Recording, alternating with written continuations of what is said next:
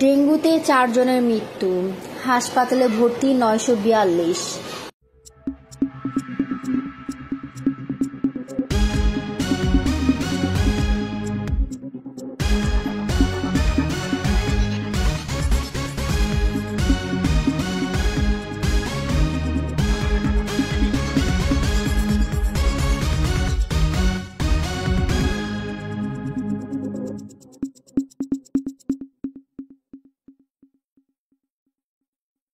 Online desk, সাথে আছে আমি জান্নাত আরা।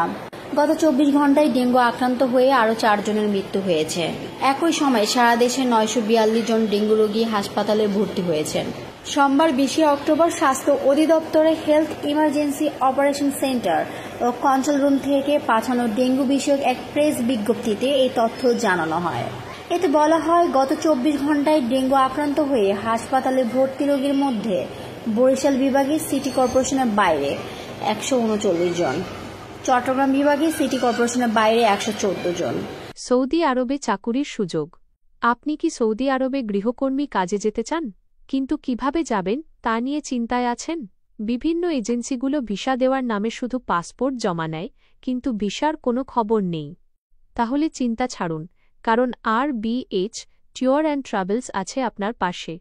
ঢাকা বিভাগে সিটি কর্পোরেশনের বাইরে 203 জন, ঢাকা উত্তর সিটি কর্পোরেশনে 211 জন, ঢাকা দক্ষিণ সিটি কর্পোরেশনে 99 জন, খুলনা বিভাগে সিটি কর্পোরেশনের বাইরে 53 জন, ময়মনসিংহ বিভাগে সিটি কর্পোরেশনের বাইরে 33 জন, রাজশাহী বিভাগে সিটি কর্পোরেশনের বাইরে 63 জন, রংপুর বিভাগে সিটি কর্পোরেশনের বাইরে 23 জন ও সিলেট বিভাগে সিটি কর্পোরেশনের বাইরে 2 জন রয়েছেন। গত 24 ঘন্টায় 891 জন ডেঙ্গু রোগী হাসপাতাল থেকে ছাড়পত্র পেয়েছেন। চলতি বছরে এ যাবৎ মোট 57,702 জন ডেঙ্গু রোগী হাসপাতাল থেকে ছাড়পত্র পেয়েছেন।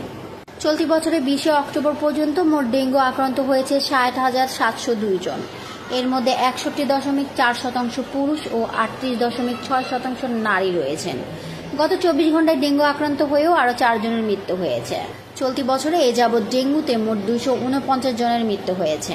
2024 সালের জানুয়ারি থেকে 31 ডিসেম্বর পর্যন্ত মোট ডেঙ্গু আক্রান্ত হয়েছে 1,214 জন এবং ডেঙ্গুতে মোট 775 জনের মৃত্যু হয়। 2023 সালের 1 জানুয়ারি থেকে 31 ডিসেম্বর পর্যন্ত ডেঙ্গু আক্রান্ত হয়ে মোট 1,705 জনের মৃত্যু হয়। পাশাপাশি ডেঙ্গু আক্রান্ত হয়ে হাসপাতালে ভর্তি হন মোট 3,21,179 জন।